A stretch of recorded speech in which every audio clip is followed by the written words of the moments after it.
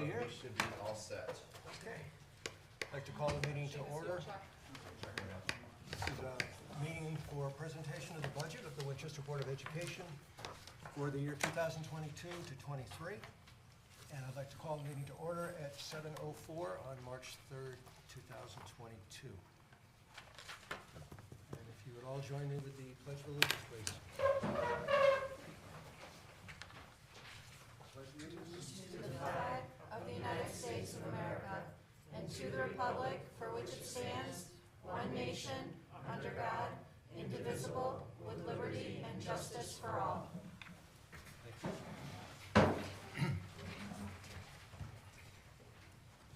Can we do the roll, please, beginning with you, Doc? Dr. Richard Dutton, Board of Ed. Troy Leveche, Board of Ed. Sandra Struvar, Board of Ed. Nora Mukarski, Board of Ed. Doug Fenninger, Board of Ed. Jeanette Broder, Board of Ed. Renee Waldron, Board of Ed. Cheryl McGlynn, Board of Ed. Renee Brady-Shanley, Superintendent. Thank you. We only have one item on the agenda this evening, and that's the discussion of the budget for the coming year. So with that, I'll turn it over to Melanie. She's got packets. Has everybody got one of those? Anyone need a packet? And Melanie, if you'd like to begin your presentation, please. Sure. Thank you all. Thanks for being here tonight to be able to hear about our budget presentation. I want to acknowledge our team, our board members, for all the hard work and time and effort that goes into preparing this budget. Tonight's budget presentation is actually a little different than what you've seen me do in the past. We have an option 1 and we have an option 2 tonight. So it'll be a discussion component tonight to decide the direction that the board would like to go, but I did want to make 2 different proposals to you tonight. So just to kind of frame this historically, can you guys hear me with my back to you? Yes. Okay. I want to frame this kind of, it's no secret that across our town we've had a limited amount of increase in terms of funding to education. Last year we did get an increase in education, which was much needed and much appreciated. This year, in both budget presentation options, there is an increase to the budget. So I think we're at a time where we have to have considerable investment in education and understand that investment in education is a routine investment. It can't be an investment that is a one-time, every once in a while investment. It has to be an ongoing investment to be able to maintain. So as you are aware, this is our budget calendar, which are our working meetings that we've had over the course of this past budget season to be able to develop this proposal tonight. You know, I always try to highlight what you get for your bang for your buck in terms of your budget. So while we're, for the first time in 2 years this year, getting our accountability index scores updated, these are our most recent accountability index scores, which has Winchester Public Schools outperforming the state in all areas.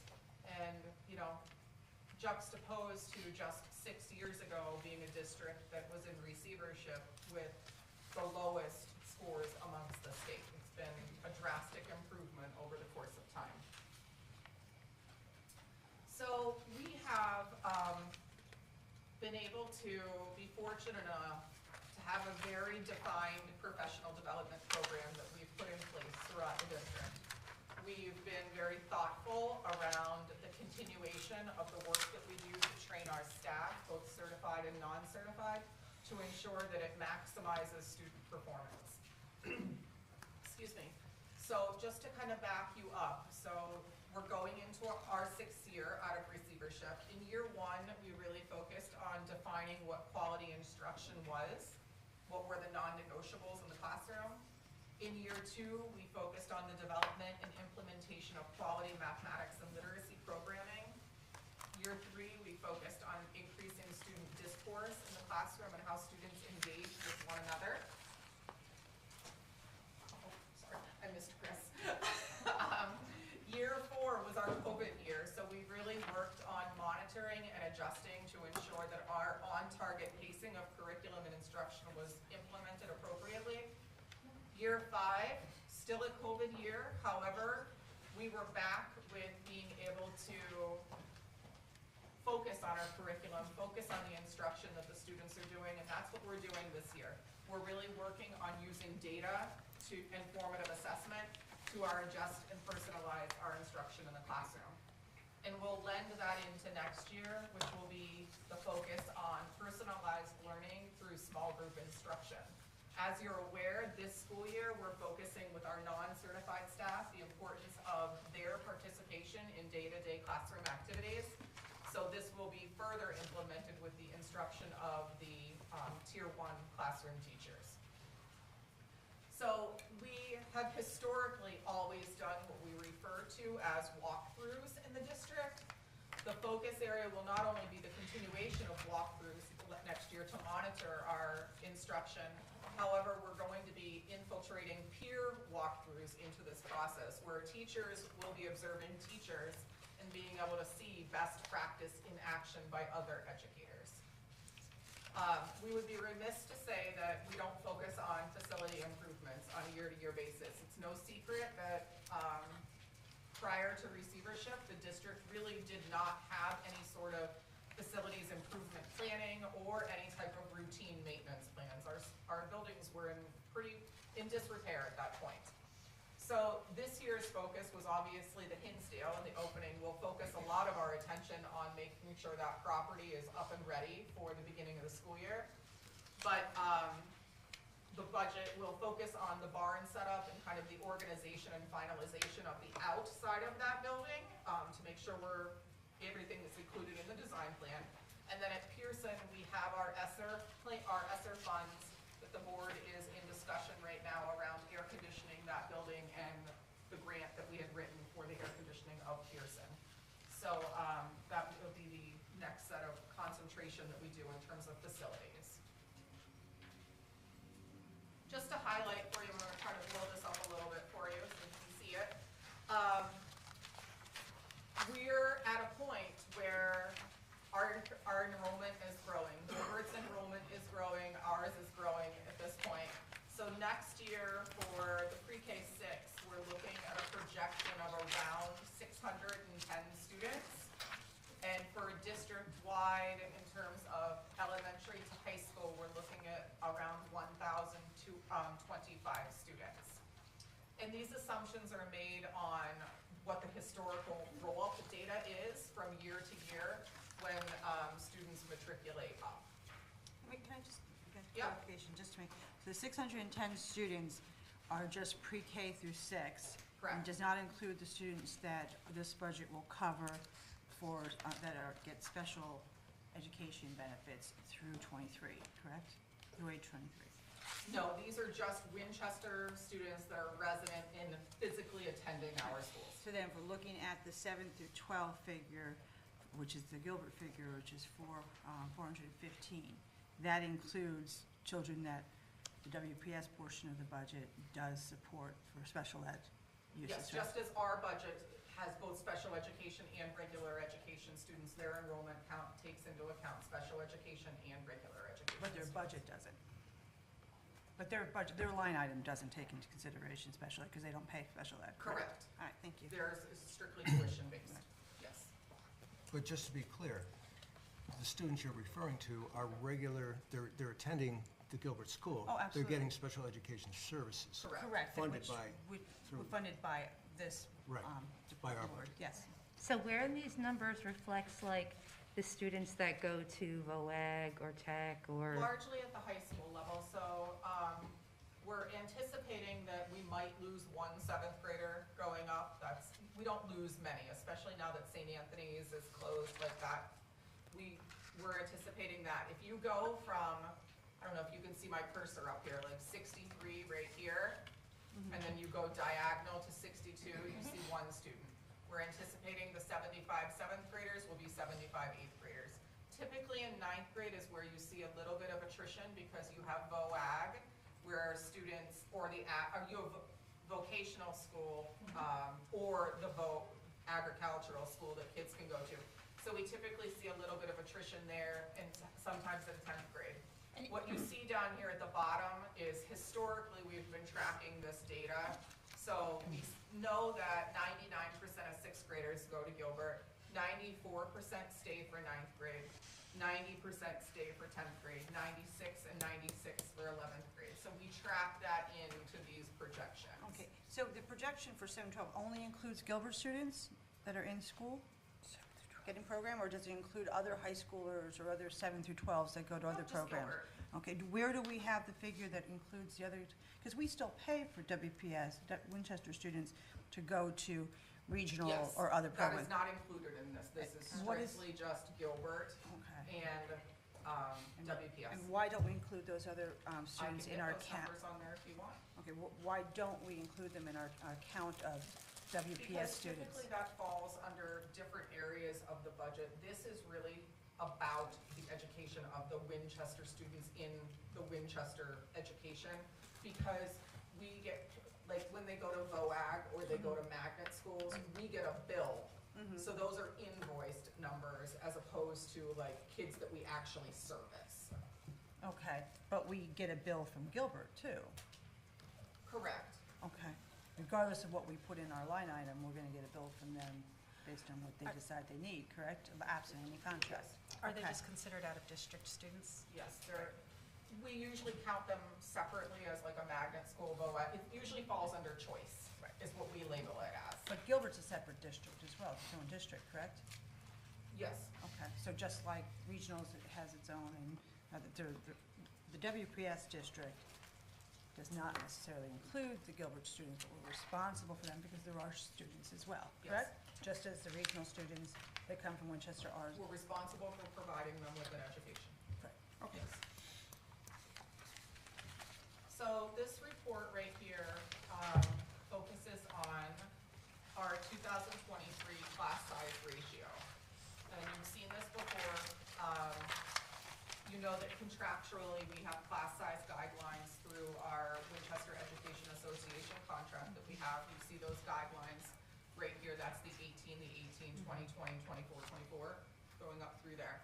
What this shows you is that in one case, we are outside of the guidelines in terms of we will be paying extra for this particular teacher to have those extra students in her classroom. And you can see that we actually are growing the sizes of our grades too. Last year we thought, well, this year, excuse me, we thought kindergarten was kind of a fluke that, you know, that growth in that grade was so high, but now we're seeing it in the new incoming kindergarten class with 84 students in that classroom. So, you can tell that, you know, across the population in town in general, we have a 2-year trend now of having between, I would say, 20 to 30 more students on average than what we typically have been projecting. Melanie, what's the cost on that teacher, to pay that teacher for the contract, for that one kid? Any idea? Ballpark. It is, yep, so it's 1/18 of the salary. Okay. Is it per student, or is it, It's, yes, so it's commensurate on how many? yes. Okay. And with those, the increase in those numbers, are we still okay with capacity in the Hinsdale school? We're at capacity right now. Okay. So yes, so at Hinsdale, when they did the 10-year projection, because that's part of the project planning, is you have to do a 10-year enrollment projection. No one really, this was pre-COVID also. So when they did when they build a building, they give you your 10-year projection. They take the highest year that they're projecting, and this is an outside company that does this is not us. And then they say, that's the number that the number of kids that you can build that building to. Well, they did it at 293, which was the largest, and we're just shy of that right now. So, I mean, next year we are projecting 293 for Hinsdale.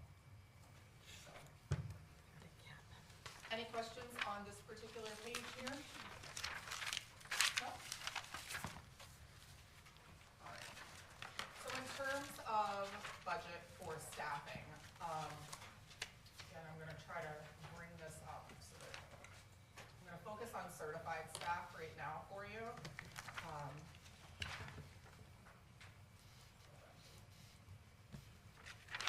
There we go.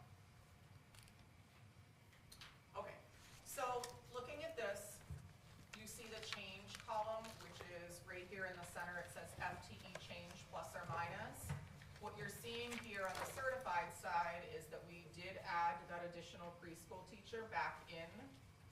We took one away when we went into COVID because we didn't have the enrollment because of COVID. And now that we do, we are already at an enrollment and a wait list now for pre-K. We do already have the 72 enrollees for this upcoming school year. So there's 4 teachers there. That kindergarten class is a 5.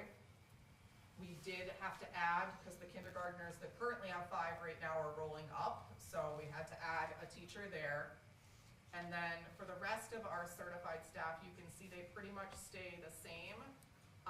We did add a 0.5 social worker, and that is for largely Oak Street and Bachelor. We have such a need right now for mental health capacity amongst our littlest children, that we did put a part-time person in to be able to support that. So the addition, if I may, to the pre-kindergarten and the grade 1 is because of the contractual obligations and of having the right class size Correct. per teacher, okay. Yeah, and then if you look on the far right-hand side, not all of these people come out of the appropriated budget, our local budget. Because we calculate off of FTEs, you're gonna see like 0.4 or 0.2. So partials of their salaries come from grant sources to be able to supplement some of those funding opportunities.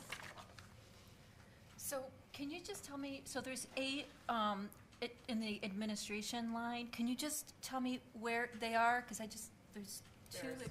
There's 3 of us right here, well, 4 of us actually. So there's Seamus. Right. There's me, there's Barb, there's Rosie, there's Cassandra, who's the assistant director right there for special ed. Hi. There's Kim, who's the assistant principal at Pearson. There's Emily over at Bachelor School as the assistant principal. And there's Nancy. Okay.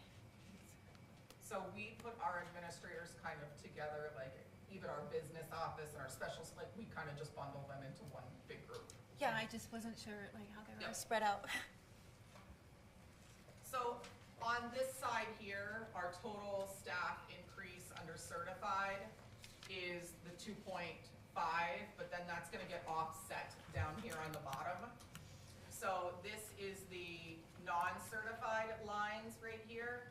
So legislation just changed around the requirements with preschoolers and birth to 3. So, you know, a lot of people forget that we're responsible for birth to 3 servicing of students in many cases, and then when they transition at age 3, they have to have preschool available to them or some type of ancillary service. So we have the speech and language entrance requirements have been decreased for this upcoming school year. So the threshold to be able to receive services is going to be lower. So more students will be eligible for speech and language services. So we have speech and language pathologist assistants, which are not full-blown speech and language pathologists. They're overseen by a pathologist, but they're trained as an assistant to be able to implement the programming that these students need. And it's a cost-effective way for us to be able to meet the needs and provide the service without having to pay for a certified speech and language pathologist. So are you contracting out, or they're ours? ours. Okay, so are they We under which try not- union are they under? Which? They are not, they're under non-certified. They are non-certified, non-unionized. Okay.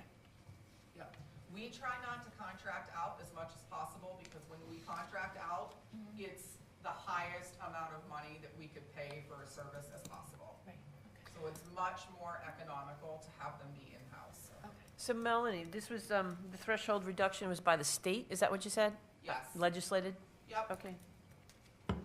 The other thing is we have a decrease in kindergarten assistants just budgetarily. We knew that we needed to tighten our purse strings a little bit. So we right now have 3 kindergarten assistants and we're gonna get by with the continuation of 3. We are decreasing our building subs by 1 because we're closing the Oak Street school. So that will be decreasing, that's a decreasing need. We are also decreasing by 1 nurse, so we will have 1 nurse in each school building. because we're closing Oak Street, so that nurse will not be with us. Then, going down through here, don't pay attention to that 9, I know it looks like 90 custodial personnel, it's the page number that actually is there, so just to forewarn you, it is not 90. So overall, when you look at certified and non-certified, we have an overall increase of a 0.5, so a half FTE. Could you just go back to the kindergarten assistants again? Yes. We're at 4 this year, and you're proposing 3, is that correct? Yes. Because maybe you misspoke, you said you were gonna stay at 3 or so. Well, we currently have 4 positions, but only 3 are filled. I see, okay, thank you. So one question on the custodial. Do we need all the custodial when we're losing a school? We're going from 3 schools to 2 schools? Absolutely. Okay. So right now, so what this does shift-wise for us, so mind you, the buildings are large. You know, Pearson's 3 floors, Hinsdale's gonna be brand new, and we want it to maintain its brand newness. So we have 1 daytime custodian in each school building that works 6 to 2 and covers all the lunch waves, all the mornings, all that kind of stuff. Then in each of the school buildings, we have 2 nighttime, 2 to 10 custodians that come in. So we're not talking about 6 per building, we're talking about 3 in each building. 1 that does first shift in each building, and then 2 that do second shift. Okay, just one other question. The paraprofessionals, you have a projected enrollment that's 215, so that's the number of students in the pre-K through 6 that are serviced by the paraprofessionals? No, that's through grade 12. Through That grade is 12, serviced okay. by that. So in here, there's going to be about 215 special education students in the district. We have a prevalence rate of about 20% right now. That's kind of high. That's That's high. yeah. So we have about 215 students across Okay. pre-K to grade 12 that will necessitate paraprofessional support. So even with the increased enrollment, there was only, based on this total, we've only hired part-time. When you average it together, Personnel. yes. Personnel, Between the the district. certified and non-certified. Wow. So. Hold on, let me just mute the people that are online. Hold on, we're gonna mute Nancy. All right. Sorry about that, everybody. All right. Oh, Nancy, you just unmuted yourself. Hold on. Mal, you're muted. You muted everyone. Did Nancy want to say something? No, it sounded like she was just talking to her family. She's with her grandchildren right now, so. She can raise her hand. All right. Any questions on the staffing? Melanie, do you think it's gonna be hard to find a speech and language pathologist assistant? We have been blessed. Okay. We actually just hired the other day. Wow. Wow. All We right. put an ad up, we got 2 fantastic candidates, so we hired. Okay, great. So it's one of those areas where we're going to have to address it, so we should get them while we can before somebody else scoops them up. All right, so total staffing. So in looking at this, you always wonder, like, who are we paying for out of the local budget versus who do we put in grants? So what you see here is over the course of time, based upon the grants that we have available to us, what we don't want to do is create, that threshold where you have this huge cliff of having to then absorb them into the appropriated budget. That's where you create issues. So we try to keep them in grants or grants that are sustainable over a long period of time rather than short-term grants. So in here, what this says is for this upcoming school year, we have 66.1 FTE staff members that will be coming out of the certified budget for the appropriated grants, or appropriated budget, and we have 11.4 FTEs that are supported by grants. That's a change in 2.5 full-time equivalents. We're able to put a little bit more into grants this year, so that's always helpful when we can do that. Under non-certified, it stayed relatively consistent. You see that decrease of 2 positions, 2 FTEs coming down off of there, and then you can see the overall is 0.5 increase on either grants or appropriated funding.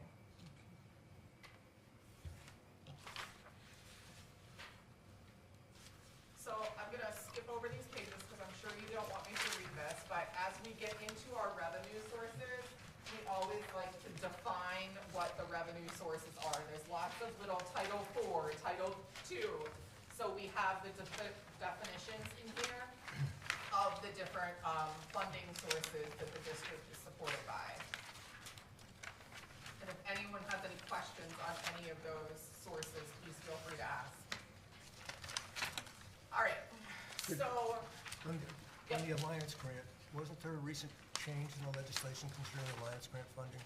Yeah, so I'll be updating the board on March 8th, On March 8th, we've graduated the Alliance program, which is great. It's a blessing and a curse all at the same time. A blessing because we've outperformed and moved out of that bottom echelon and are well above the state performance level right now. A curse because that program came with funds. However, what they've done legislatively is they've done a graduation class. So it's our district, Norwalk and Groton, I believe, that are in this graduation. So for the next 5 years, we will have, kind of like we did with Commissioners Network grants, you'll start out whole for this upcoming year at $200,000. And that's completely supported by Alliance District. The next year, it's gonna be a 75-25 split, and you're gonna start to work it in. So it weans you off the grant over the course of the next 5 years. And I'll talk more in depth about that at our March 8th meeting. Thank you. So this is the revenue. This is the money that comes to the district to support programming. All right? So our largest area of revenue that we get funds from comes from the state of Connecticut, and that's your education cost sharing grant. What this grant does is it is supposed to offset, based upon the income and socioeconomic status of the town, educational costs. So we have a rather low socioeconomic cost for our town, so we get $7.8 million for this particular grant that comes to us. That actually goes to the town, though, right? It goes to the town, but then the town is required to pay it out for educational support. Revenue to the board from the state, we have the adult education grant, which is small. We have our Alliance grant, which will be weaned off of over the course of the next 5 years. We have our after-school program grant, which runs our CHAMPS after-school programming. Commissioners Network is no longer, and that's been this year and this upcoming year. We have School Readiness grant, which is the competitive grant to support our school readiness programming. That's really beneficial to Winston area childcare, Ed Advance, and Head Start, those funds. Then we have the excess cost grant. So any special education student that is, for the most part, placed out of district because we're unable to service them in the district. The threshold is 4.5 times your per pupil expenditure, then the state picks up a portion of that 4.5 times. So we're projected for next year to have the excess cost pick up about $645,000. Our Family Resource Center grant is $101,000. And I just want to say something about the after-school program grant and the Family Resource Center grant. Both of those grants fully support our programming. So you're not seeing any appropriated funds supporting those. We write those grants purposely to be able to continue those programs. So there's no cost off the backs of the local funds for those programs. Health Services grant we haven't had for quite some time. That was because St. Anthony's had a school nurse, and when they closed, we were no longer eligible for the Health Services grant, because when you have a parochial school in town, you're required to fund part of their nurse support system there. And then we have our School Readiness grant, which largely supports Winston area childcare. The largest percent of that funds goes to support their programming. So we're the owner of that grant, but they apply for funds to that grant. Any questions on the state side of funding? Hey Melanie, just real quick, I don't know if you could do it, but can you give kudos out to people that are writing all these grants? Because that's a heck of a lot of work, and we've seen that during the course of the year. It's a lot of people spend a lot of time in our district. We don't sub out any of that work. We do Right. all of that work internally, to be able to support them. And some of them, especially now with the, addition of the ESSER and ARP funds, some of those grants are cumbersome, and the auditing of them also is cumbersome and time consuming. Huge. So thank you. So under the federal, if there's no questions on state, so largely when you think of federal, you want to think about academic improvement and being able to better low-performing students, special education students, and students that might be homeless, or students that are English language learners. So the federal funds come in the form of IDEA. Part B, 611 and 619, you're looking at enhancement grants and you're looking at academic support programming. Under Medicaid reimbursement, so when I'll just use speech and language pathologists, when our speech and language pathologists serve a child, we submit for Medicaid reimbursement, and that's the funds for the support of that service. You also have Title I, Title II, Title III, and Title IV. Again, all of those funds are to support students that are either special education, lower performing, English language, to be able to better their academic proficiency. And so why do we anticipate the Medicaid reimbursement to be going down?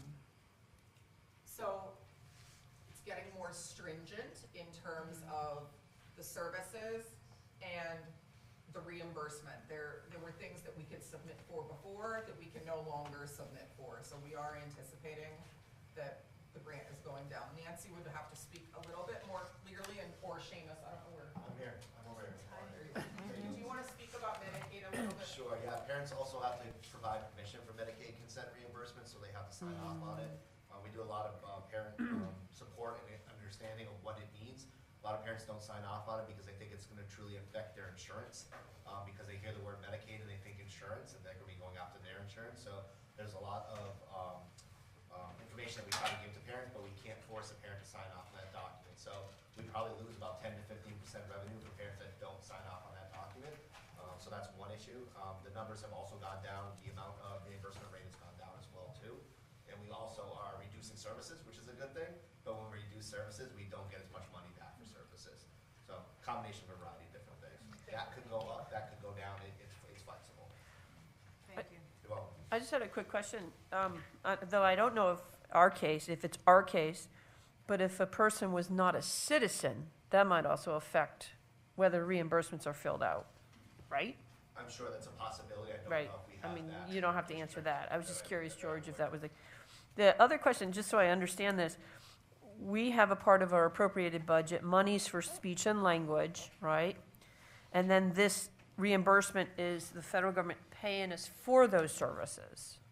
Amongst others, Okay, not just speech. I was just using that as an example. okay. Medicaid can be submitted for OT, PT, language, speech and hearing, okay, social work, Any counseling. related service. Yeah. okay.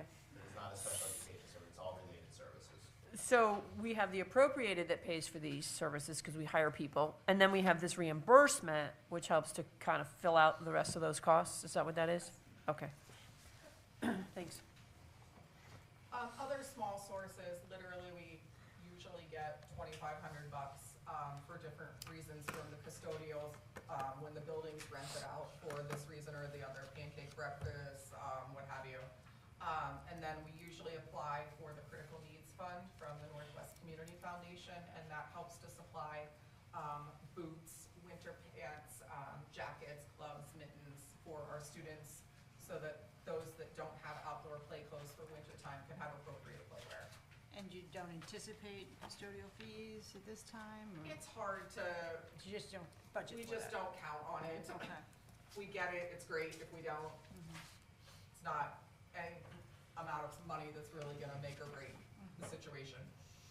So, overall, total revenue to the board under, federal, comes in at, or, under both for the Board of Education education comes in at about $9,880,000. And then we have down below, we also administer grants for TGS. So you can see the grants that we administer for TGS below. Where do you see that? They have none The of the little ones schools. at the bottom. Oh, But that amount does not apply to our budget in any way. No, not at all. So this is just a pie chart to kind of show you like where our revenue source comes from. You can obviously see that the 7.8 million, the ECS funds there, the education cost sharing, is where most of those funds do come from. All right, so this is where I'm gonna probably confuse you a little bit, okay? The projected, I know you guys get excited about that. All right, so the projected resources are going to be the same numbers, okay, for option 1 and option 2. They just come from different places, all right? So the bottom line number is not gonna change on the projected resources. However, where they come from does. All right, so go in here. What this does is, this shows you up here, this is probably your most important line up here, the town appropriated budget, shows you in fiscal year 20, we got 19.6. In fiscal year 21, we had 19.6. Fiscal year 22, we had 20.2. And we are projecting an assumption, what we would like, in other words, to be 21 for fiscal year 23.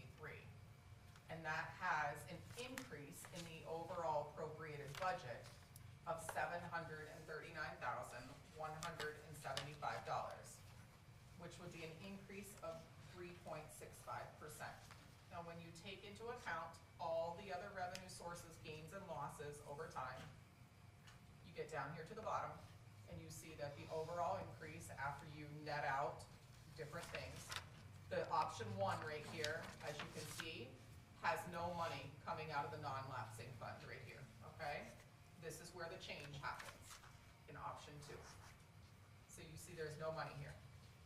How much money do we have in our non-lapsing fund? Good question. So we have about $405,000 in the non-lapsing fund right now. And this year's budget, we agreed to use up to 120,000 of that if we Correct. needed it in If this we year. needed it. And so far, we have So not, far- we have not So far, used. we're good. So what I'd like to, so what you can see right here is that once you net all of this out, you have an increase in revenue of 600, or you're looking for an increase in revenue of $635,000, which ends up being a 2.73% change in projected revenue sources. So an increase in revenue sources of 2.73. Now going into option 2, I'm gonna take you to the bottom. I want you to see those numbers are the same at the bottom right here. What has changed in this chart now in option 2, and you can see at the top where option 2, is we've taken the amount of $128,349 out of the non-lapsing fund. And we've used the non-lapsing fund as a revenue source in option 2. So it comes out to being the same percent, just a different way of getting there. Option 1 has the funds coming from the appropriated budget.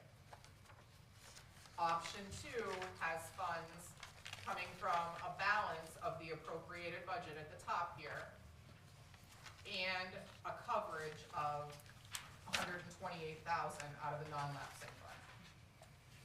Any questions on that? Have I confused anybody yet? So if we were not to use the 120 of the non-lapsing fund that we allocated for this year, that would be added to the 405? No, it would just remain. So it's if you still in the choose to 405. use, yes, if you choose to use the 128,000, you're gonna be brought down to 277,000 in the non-lapsing. So if we end up needing the 120 for this year, hopefully not, but if we end up being, now we're down to you know, 280, well, 270, 285. Then we take another 128 out. Now our non-lapsing fund, our little security blanket, our savings account, so to speak, is now down to under $200,000. I think. Correct? In looking, yes.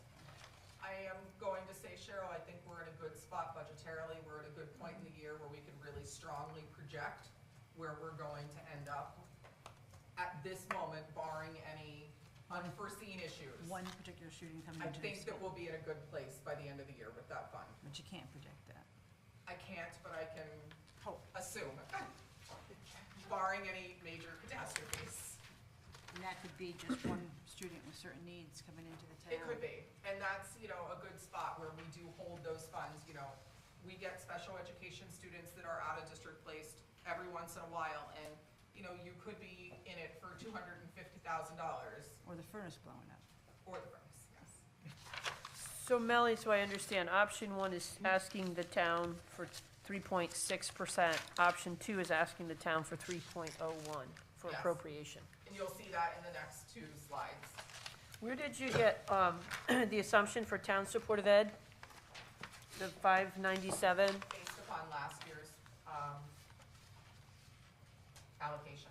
It was $597,000 last year. And yet, generally, that doesn't go down, correct, once it's, It has, they have always matched what we got in the previous year. okay. Is that like because the MBR went up too? Is that part of this calculation? No, not I at mean, all. It's actually because the town has always wished to keep our MBR where it's at and not increase on the appropriated side, but they always increase on the town support for education side.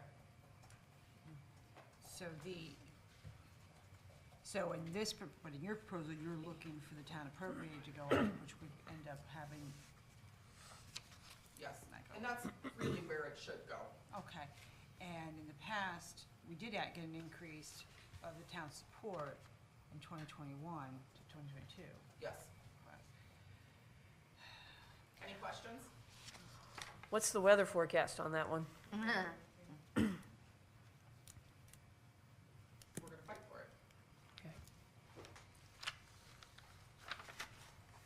So we always want to make sure that we're consolidating and finding funds by, whether it's going out to bid or consolidating services. You see in your packet here a list of ways that we do try to reduce sharing costs across our greater region. Some of that is costed out with our insurance in a municipal cohort that we're in, consortium, and then others are more locally bound in partnership with the town. All right, so before we get into what the actual projected budget numbers are, I just kind of want to give you a historical appropriation of expenditures and kind of graphically how they look here.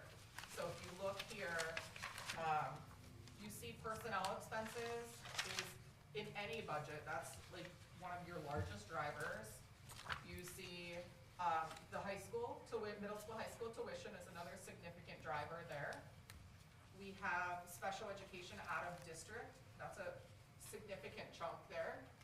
And then transportation, and that's inclusive of local and out of district transportation. And then the last section is kind of like everything else, supplies, what have you, all of those funds that go there. So you can see that the cost of contracts that we're required to pay takes up 99% of your budget. You know, what you see here, there is not a lot of wiggle room in this budget in terms of any type of ancillary, non-required payments, so. Is there an in-district special education amount? So we're not to special ed yet. And Oh. I'm gonna ask, I talked to Doug about this, I'll get that for you in a minute. I'll Okay. get back to you on that. Just one question. On the personnel expenses, to the best of your knowledge, and you know, I was involved in some of the negotiation of the contracts, I know you've been involved in this year's. Our staff and teachers, where do they fall as far as their benefits and salaries in our jury? I mean, how are In our jury? comparable, yes, that thing. How are they, where their compensation falls? Are they Average, competitive? Low average? We're low average, for Okay. sure, in some cases low. I will say depending upon the contract we're talking about, we have 7 different unions in this district. Depending upon the contract that you're talking about, for those, like our teachers' contract, our teachers were underpaid compared to like districts, like or not like districts. The bottom line is they were underpaid, so we did make an effort to bring them to a level that was closer to average. We're not quite there yet, but we're working towards getting there. And that was for purposes of retaining and Retaining attracting and good staff. attracting and being competitive. We want to attract the best talent, but if we can't accommodate them, for the work that they do, then they will go somewhere else. And that really benefits the children. Absolutely, and anytime you can have a longitudinal relationship with a teacher in terms of like keeping them whole in the district over a period of time and not constantly turning over teachers, that's good for kids, it's good for the community, it's just good practice all around. And are we retaining teachers more? We absolutely are, yes. Thank you. Hey, I just wanted to say shout out for the special ed costs, the general trend dropping. Yeah, the district. That really helps. Yeah. Kudos to the creativity over there, Seamus.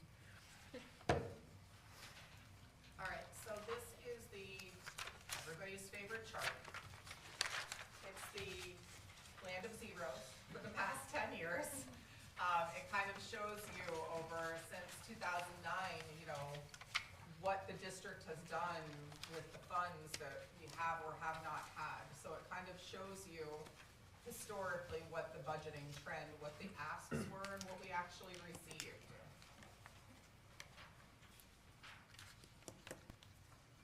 All right, option number 1. So what you can see here is, in this option for you, we have the overall budget ask being at 3.65%. So that's a total of $739,176.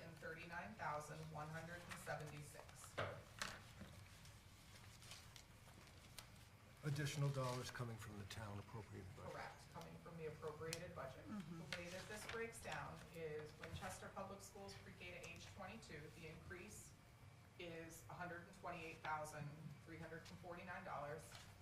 and the middle school, high school increase is $610,827. So overall, that brings us to $739,176 for an increase of 3.65%. That's option 1. Okay. Option 2.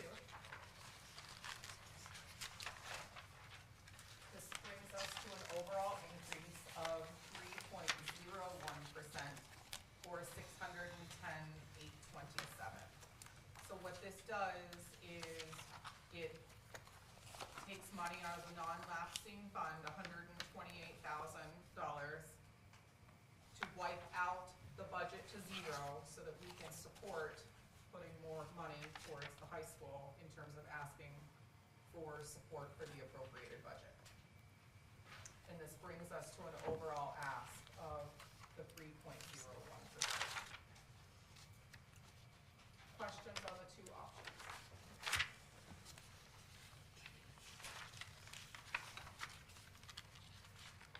So we're looking at reducing the WPS's savings account so that the ask is just, to support the high school's ask. So that we're more likely to be able to get it to go through. So For support. in the event that the town does not approve the ask of $610,000 and reduces the budget, how is that gonna be handled? I think that would be at the discretion of the board, but I would assume it, as with past practice, what we've done is we've gone back to Gilbert and said, the town said no to X, Y, or Z. Let's talk about how we can, arrange for this. Has there been any discussion with Gilbert to date about how any decrease in the overall budget is going to be proportioned between the two districts? We've not gotten there because we haven't even gotten to our budget number yet. But if you're looking at these two options, we have budget numbers within these two options. One is which there's a 0% increase in our ask for the WPS budget for pre-K to age 22. And there's a $610,000 increase for regular education for the Gilbert School. And I So think, that's you know, 100% of the increase of 3.01. So if there's a decrease in our budget, wouldn't it be appropriate for that decrease to apply to the Gilbert line item, which is the sole basis of an increase in our ask? If we go with the option where we're contributing, from our non-lapsing fund to decrease that. I think that's a discussion we need to have with the Gilbert School Corporation. And I But I don't think that's a discussion for, I think that's a discussion that we need to have before we vote on a budget that includes a line item and an increase by $610,000 by one district. I just want to be One line clear item. with the board though. I'll play devil's advocate, if you will.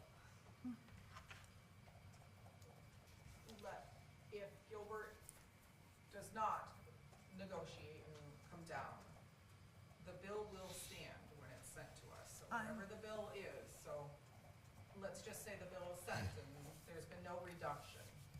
I am going to need to cover $610,000 if the Board of Selectmen do not support this budget. I understand, and we've done that in the past where we've reduced programming because we've gotten a higher bill than originally anticipated. That's why I think, Or, I'm not talking about not advocating for the ask. What I'm saying is I think there should be discussions about what will happen in the event the ask doesn't come to fruition. I am 100% in favor of advocating for more funds to educate all of our students, okay? I think we should be able to ask for more for the younger kids as well. But I respect the hard work that you and Nancy and everyone involved have done to try to keep the ask for, the pre-K to age 22, people that we directly participate with, as low as possible. But my concern is that if we approve a budget without having in place an understanding of how any shortage from the actual, what the voters decide, the Board of Selectmen and the voters decide, then we're shortchanging all those people that are not contained within the Gilbert line item. That's my concern. It's not equitable. So I think. that's where our advocacy needs to come in with the town. And our advocacy can be there and still not get what we asked for. And I'm just saying to be responsible to the community, responsible to the kids, that we should have an understanding as to what happens if. That's how you act in a responsible fiduciary position. You try to assess what could happen and how you will deal with that situation. And right now, I know we're not voting today, but it's concerning that in the event it doesn't get approved, considering the fiscal concerns of this community right now, it's not beyond the realm that it doesn't get approved. And so I think we should be having that discussion even before voting on it. That's my position. So the discussion that you're mentioning, is that amongst this board strictly or between the two boards? Between the two boards. And what would you consider a successful outcome of that discussion? I think that if the percentage of the increase is solely attributable to an increase in one line item, then that line item is the one that needs to take the cut as well. So if it was a 1/3 to 2/3, either way, that's how any reduction should be attributed. It should be proportional. Okay, so what does that look like? Is that are you looking for a document? Are you looking for a sign of good faith? Are you looking for a handshake? What do you anticipate? I think that there's been a lot of progress in the relationship between this board and the Gilbert School Corp and between the two, the superintendent and head of school. And I think that we don't necessarily need to have a contract or an agreement in that regard. I think we can, you know, if it's a pledge between the boards, between the superintendent and the head on how this thing would be handled, I think that would be very nice to have in place and would really show, you know, the community that we're all are trying to work together and be fair and make sure we're equitable to all the students in Winchester. So in this discussion, would you anticipate that you would want to investigate the Gilbert budget and suggest cuts? Or say we would ask you to consider cuts and it's at your discretion? I don't think it's for this board to tell Gilbert what to cut or not. I know there's some, you know, questions that remain outstanding.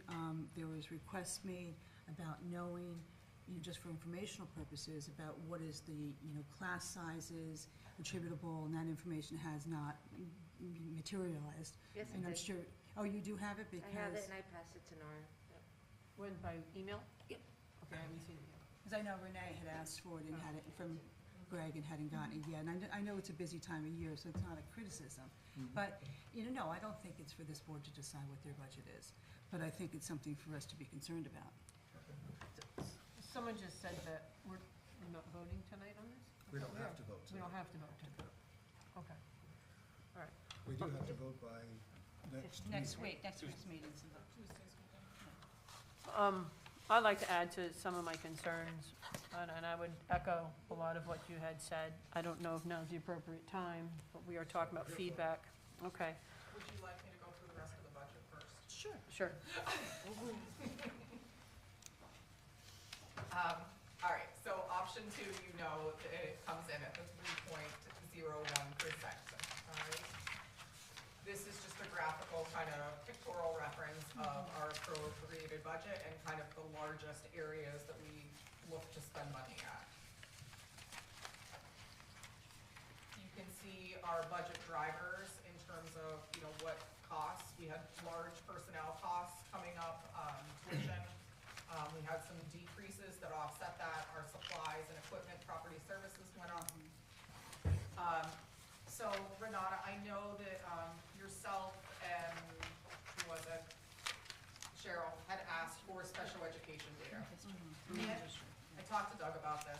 I was really nervous about going into our financial system and being able to pull numbers that I am not usually the one to pull.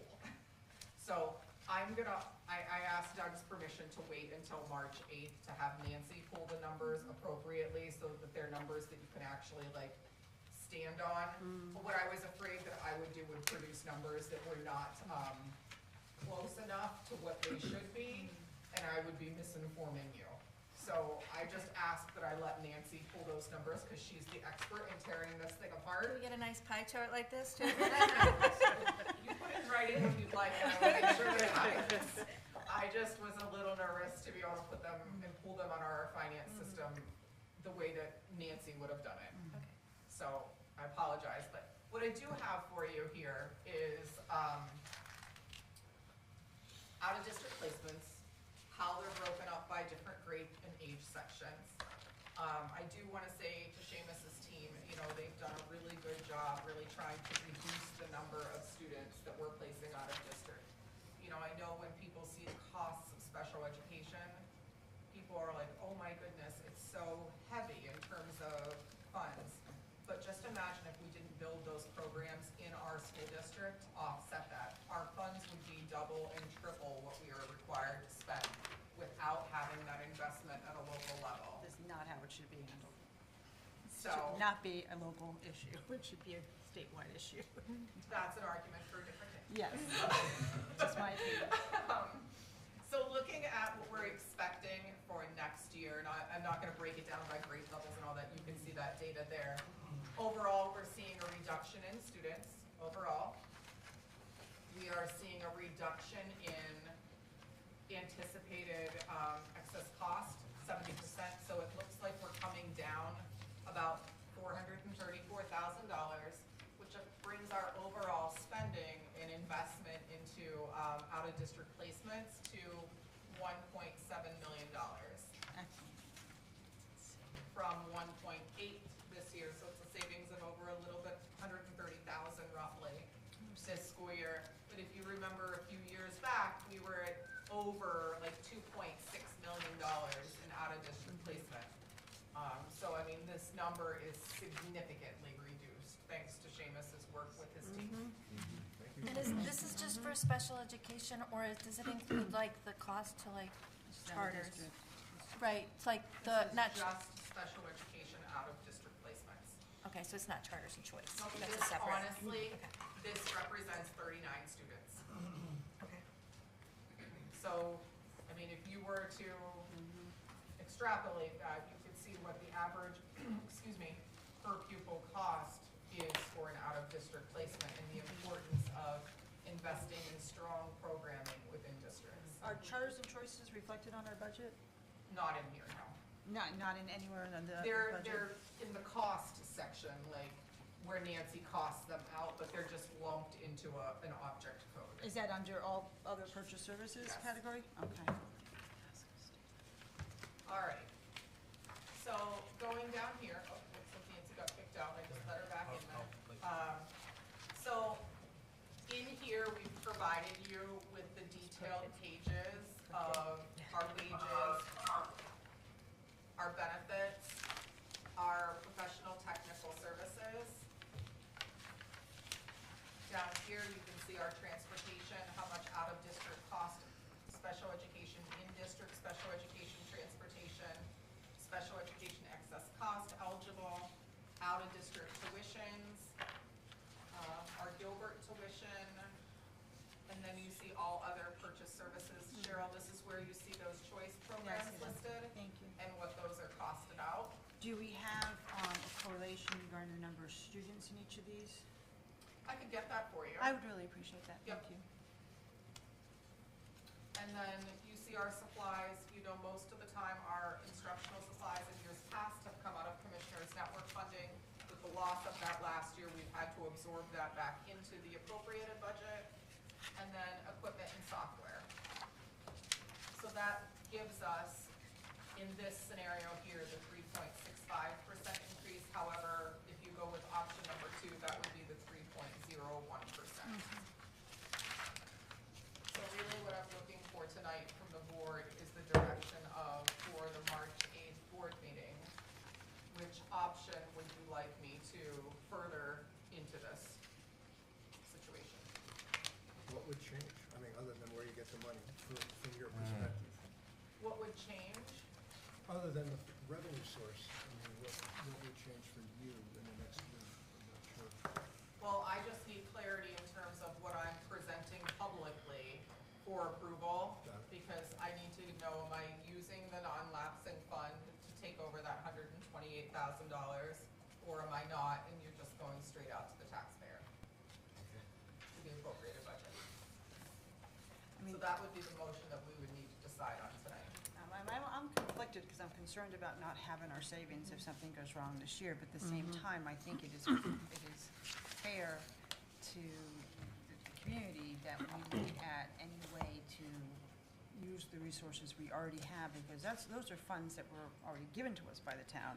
So it's appropriate for us to use those town funds to try to decrease and increase in ask to the extent we have control over.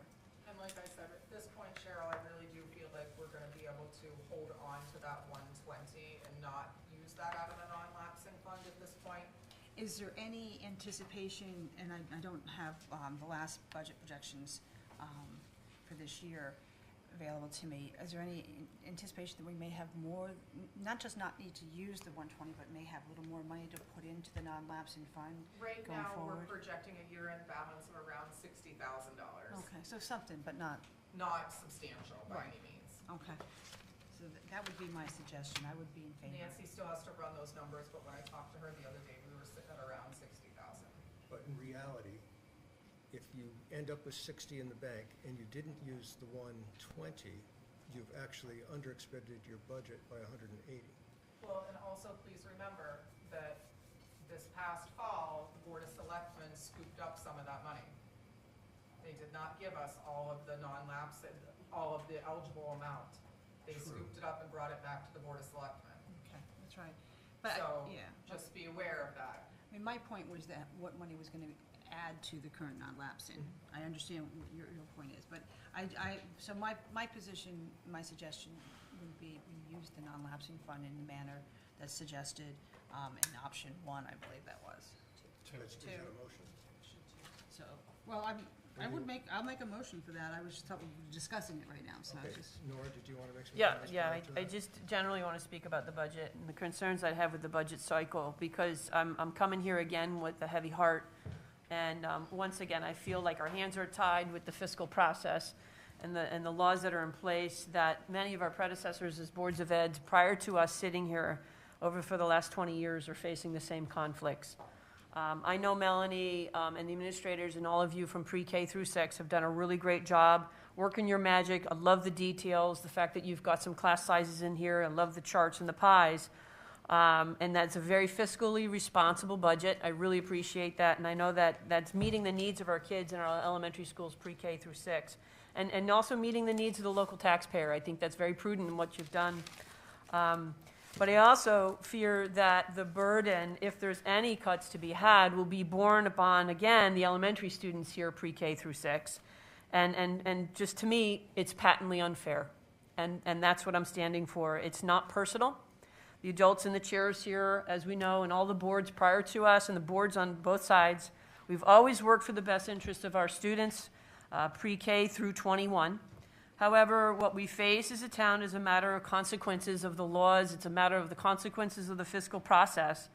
And the laws and so forth, while written with the noblest of hands, with the best of intents, unfortunately, the consequences have run afoul to the actual intents.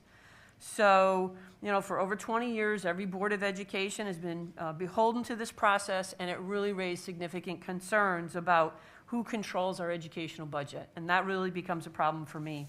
So what do I mean? Since 1949, the Connecticut State Statute 10-33 has required that the Winchester Board of Education pay this tuition bill so students can attend Gilbert.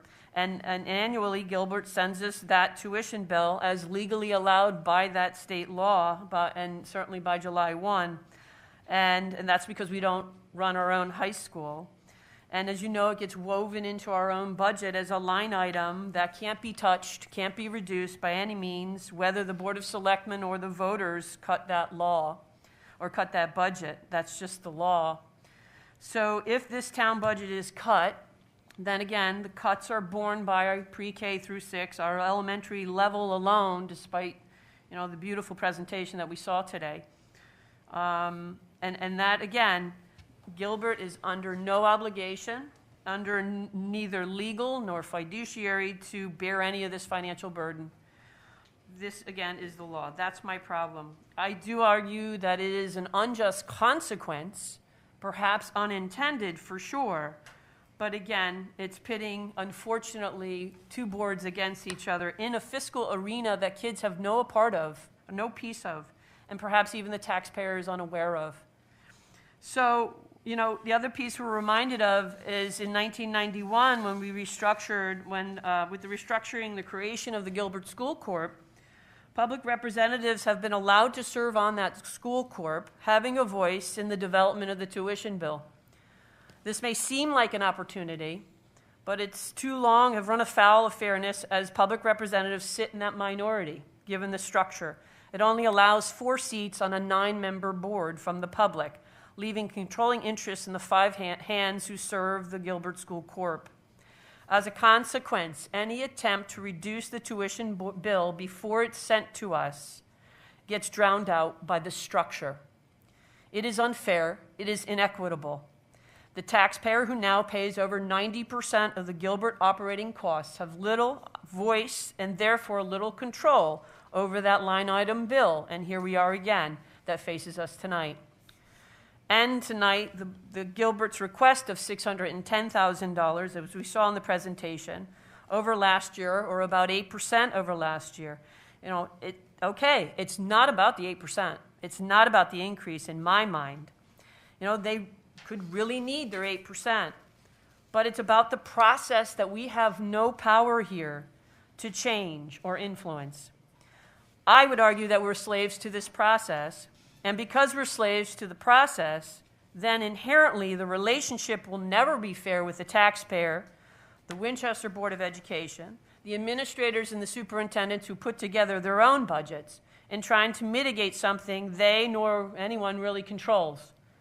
It's the law, and it's time to change that law and the fiscal process for good. So, while we wait to appeal to reason with the State General Assembly to examine the problem, I call on Gilbert School Corporation to commit on paper to an agreement of sharing the burden proportionally to any cuts that might be faced by us, if so ordered by the Board of Selectmen, or if cuts are ordered by the taxpayer. I also call upon Gilbert School Corp. To add an additional seat to its bylaws, the school corporation, and welcome the public as true equals on their board. Meanwhile, I hesitate to vote for this budget because while our boards hope the town will say yes to both requests for the Gilbert side as well as our side, my big worry is that the process by which we have been chained to, unfortunately, will result in the cuts to the pre-K kid. And this, to me, is unfair to all our students. That's it.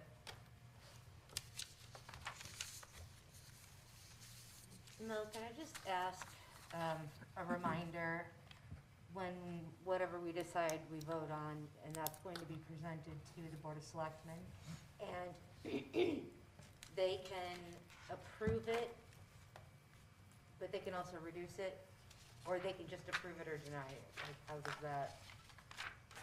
So what happens if you look at the calendar here? Take it back up here to the top. Okay.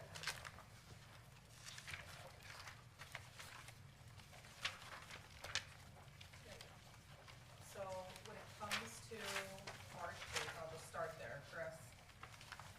The board is going to propose a final number.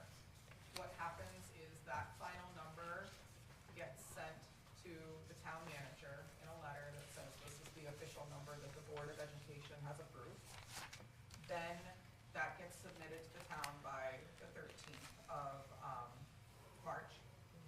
Then there's a public hearing held for the board budget. Usually that's the one that we hold over at Pearson in the cafeteria, where usually, well, it'll be Greg and I stand in front and be able to present our budgets to, argue for their support with the town.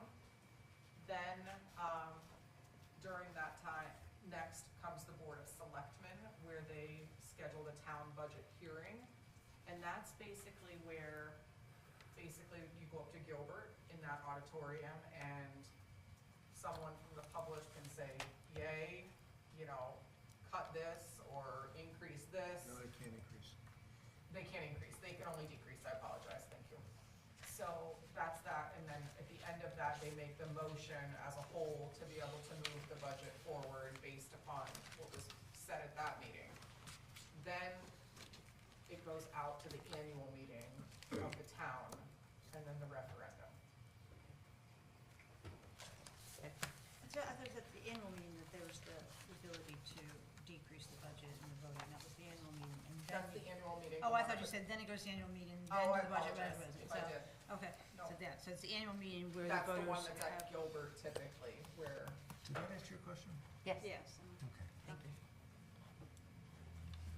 All right, I'll throw in my 2 cents. I'm with Nora's and Cheryl's opinion that we should be asking Gilbert to proportionally share the budget cut if we are not given it our budget. But we know they don't have to either way, right? And in that case, either way, I'm with Cheryl's other opinion of number 2, was it? To reduce the cost to the taxpayer this fiscal year. Would either of you like to put that in the form of a motion? Well, I just Not want to yet, know if let's- anyone else wants to speak before. Well, we can do the discuss it motion. after the motion's made. Okay, I'll make the Well, motion. this is a motion on just 2, right? Yes. Then I will second. First from Cheryl, second from, That's the motion to have the budget proposal prepared in such a way where we're contributing 128,000 and change from the non-lapsing fund to the revenues, as a revenue source. and Tori seconded that. Is there any discussion or questions on that? That was option 2, correct? Yes. Okay. If there's no further discussion, shall we vote? All in favor of the motion? Okay. Doc, you're not? No, okay. You're, any against or abstentions? So we have 2 abstentions and the rest of us. Okay. Did you get that, Barb? Get the vote? So as long as we're here, any further discussion on the budget as it's presented tonight? I make a motion that, Doug, that you visit the chairperson of this Gilbert School Corp to talk about committing to paper an agreement that shares proportionally to any decreases in the budget as proposed. And if the answer is not a positive, can I fall back on having a, as Cheryl had indicated, that we have a good faith agreement, or is that not going to be to your satisfaction? I mean, I prefer on paper, that way when things get heavy and persons decide to cut significantly, we at least have something.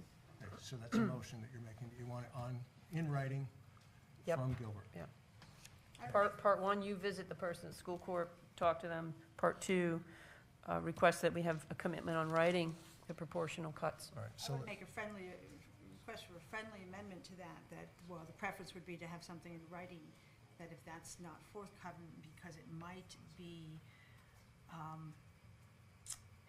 not be wise to have something in that type of format while we're advocating for an increase in spending. That if we have one, great, but I wouldn't say take it or leave that. So any option of any agreement would be acceptable with a preference towards something in writing. Nora, can you just clarify that motion, please? Yeah, my original motion is that we send Doug to speak to the chairperson of the School Corp to speak about committing to paper a commitment to proportional cuts, taking on proportional responsibility if the budget were to be cut. My friendly amendment is if a written agreement is not agreeable, but a verbal handshake agreement is, that would be option 2. You can say no to that. Right. I would welcome that amendment, that friendly amendment. so, let me go Just back. to I'm give looking. Barb a second to get, Yeah. do you have it, Seamus? I'm working on it. Just because that's a lot. So you would like this discussion to take place prior to budget presentation to the town? Yes. As soon as possible. I would like that discussion to take place prior to March 8th. March 8th. Exactly. Yep, ASAP, March 8th, of course, so we have an answer. Because we're putting up a lot on the table here. We're putting up a lot of risk. And remember, they can send us a bill, They can. and there's no risk on their end. There's a need, though. There is a need. I don't deny the need. I absolutely would agree that there's a need. But once again, the process does not help us. And that's it, so there is a need, Doug, and that's what I said before, I will advocate for need. But if, let's say the town says no increase whatever, okay, so it's down, so that extra 610,000 does not occur. And Gilbert says, okay, well, we'll cut 200,000 or 300,000 out of it. Where are we going to cut 200,000, 300,000 or 400,000 from a bare bones budget that has been prepared painstakingly by, our staff? I mean, that's where my concern is. What are we gonna do? We can't take it out of the special ed portion because we have legal obligations. We can't change class sizes because we have legal obligations there. So it's a bare budget. Whether Gilbert's is bare bones or not, I don't know. That I don't know. But I do know that there's been historically questions about whether, what their class sizes are, whether that can be changed, whether there's a way of consolidating, programming. And I'm not a curriculum, guru or anything, but I don't have the answers to that. But I do, based on the representations of our finance director and our superintendent, that this is a bare bones budget. I'm concerned that we're going to diminish all the improvements our kids have had, which goes all the way through their entire academic career, but the improvements they've been benefiting from because of the great education we're giving them, because we're gonna have to cut $200,000, $300,000 or $400,000 from a bare bones budget. So that's where my concern is. That's why I believe there should be the discussion, there should be an agreement, there should be an understanding. I don't think it's an unreasonable request. So, I would be prepared to say that that discussion would take place at the appropriate time, which would be at the point where the town rejects our budget. And I would say that with confidence that the Gilbert School would have that discussion with us in good faith, as they have done in the past. So it's a little bit of a cart before the horse for me. I don't want to go look at what the Gilbert School has done in the past as being an example of what to expect in this year. I'm hoping it will be better.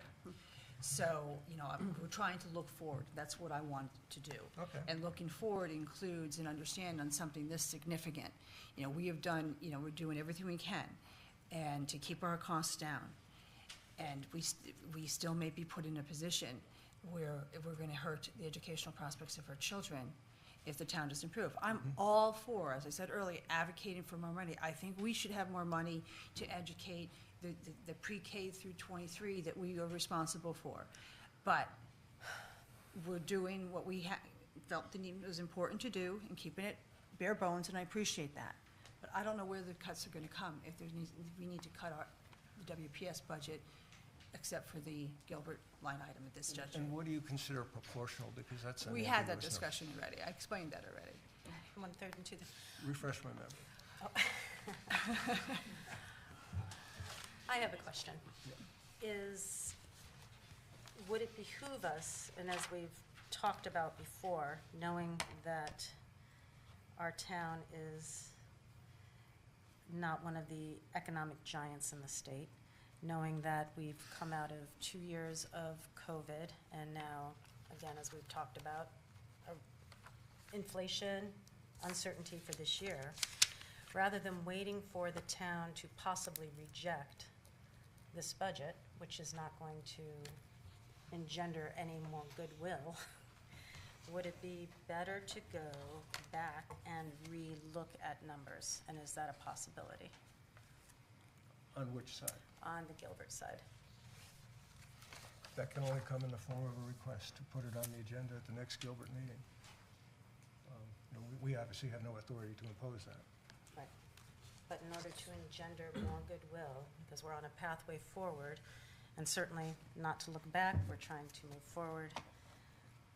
And I understand Nora, I think you expressed it very well, that not having the power to make decisions and just hand over a check is frustrating. But we want the town to be able to pass this budget. That would be better than having them reject it and have to go back, I would imagine. So that is my request then, is that formally we see, and I want to say, Greg, and we get that we don't want to take away from students, right? You guys have very well said that these are our students, these are our Winstead students. We're trying to build a program. You are trying to build a program for the school. That is going to take money, obviously. But we need to have a budget that is going to be passed, right? We want it to be passed. And so then I'm going to make the formal request that we see whether we can revisit the budget, if the Gilbert will revisit the budget, if there's anything, knowing that this build is going to be incrementally every year, because I'm sure you have a vision as to where you want the school to be at, right? But we're coming off a hard year, a hard 2 years. And with a great unknown as to what these next couple of months are gonna be like. So, I'm glad that we can get to, like you said, a 3.0. I agree with the number 2, most definitely, and if that's a possibility. I would just add a concern that I have, we're talking about the town support for education. That's a variable. We're not positive that the Board of Selectmen will be as generous as they've been in the past. So that's another weak vulnerability. We don't know if they're gonna be as generous as they have been in the past. And it's not always been 500,000. It's only, in some years, it's only been 100,000. And prior to 2013, it's been nothing. So, you know, we'd have to consider that. That's a vulnerability that we have hanging out there. The other thing too is, as Melanie presented, the budget is bare bones. There's nowhere to cut because we got contract obligations, as Cheryl just had mentioned. So we've got a couple of issues that we've got to worry about. That's the reality on our end. So, you know, I was encouraged by Mr. Chagrew's presentation, finding places of where to cut. I was, you know, he found places. That's being prudent fiscally. Melanie has found places, and that's being prudent fiscally. I think there needs to be some sort of give and take. And I would like to see that on the Gilbert agenda, as you had mentioned, a conversation about revisiting those numbers. You guys are our representatives. You have the will to, or at least the authority to put something on the agenda at that end, to have them so directed.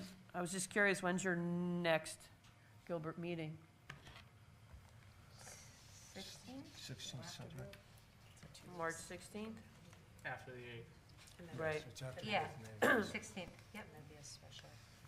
So, you know, one of the original conversations I had with my own motion is to have this meeting, this conversation about sharing responsibilities, some sort of commitment prior to March 8th. Having you, Doug, as board chair, speak to the board chair Gilbert prior to the 8th would be obviously ideal, so we have some sort of, you know, we were talking about developing relationships and superintendents working together. I think part of this is working together as chairpersons as well, and having the timing of all of that, because you've just heard our vulnerabilities and our concerns. And I don't want to be hanging out to dry if town appropriation doesn't come through. Melanie? I think if you look at our budget across our town for the past decade, 12 years, it will compare to no other town's budget across the state. I think longer the days where we don't invest in the educational system of this town.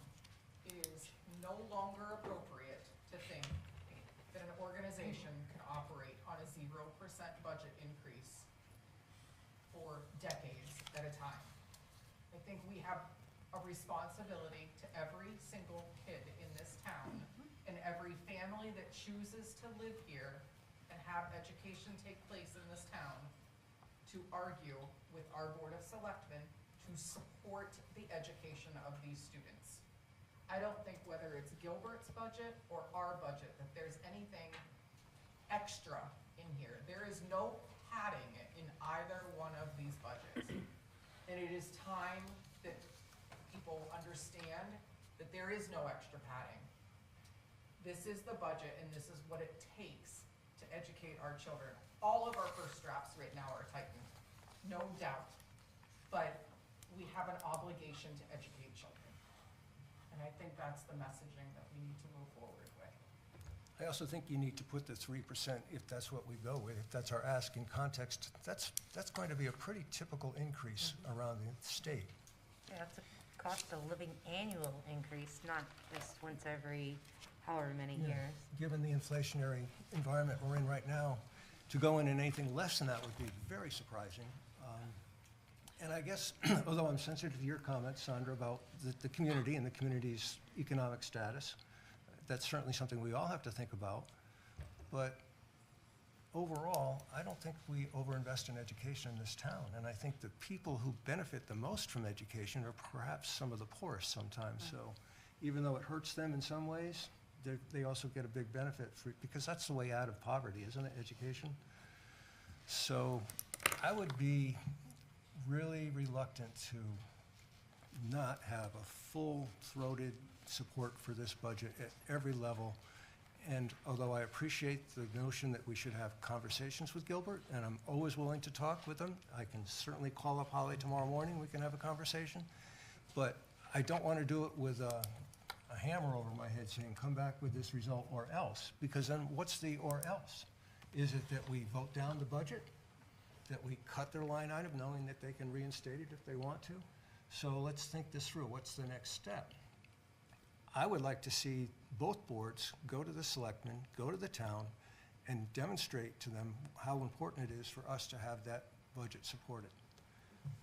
And I think I'd like to have a little bit of good faith from my board and from the Gilbert board that we do have conversations. There is good faith between us, and that it's not necessary to say, you must do this. I will do that. I promise you, I will do that. But I don't want to do it with a hammer hanging over my head saying, well, you got to come back with this result, or otherwise this whole budget's going out the window. I don't think that's an appropriate way to approach it. And I don't think that's what's being presented. I think it's just important for us to have all the information and we make a decision. And this is a particularly important piece of information. And as I said earlier, I will be at the Board of Selectmen meeting. I will be at the public meeting. I will be there advocating for whatever budget we pass, advocating for it, because it's important. It is important for all of our kids. But we also have to make sure that if it doesn't work out, that things are equitable. And I think having that information, that we're all of the same mindset, that we have an agreement on an equitable result in the event we're not successful in all of our advocacy, that it's not just one group is going to be suffering, that we're going to try to make it fair. And just saying we'll contribute is not enough. We need to understand how that's going to be, because, again, you're saying it's a bare bones budget at Gilbert. I don't know that. I don't know that. You know, I know and trust your opinion on things, but I know you know the intricacies of this budget, and you've worked directly with that. And I respect that you and Nancy have done that, because you did it with the mindset, knowing what the community's going through and that it's going to be hard. Next year, you know, it's going to be hopefully a different story, because we do need to invest in education. This town should be investing a lot more, and it does benefit everyone, whether you have children in the system, you don't have children in the system. A good educational system benefits every person in the community.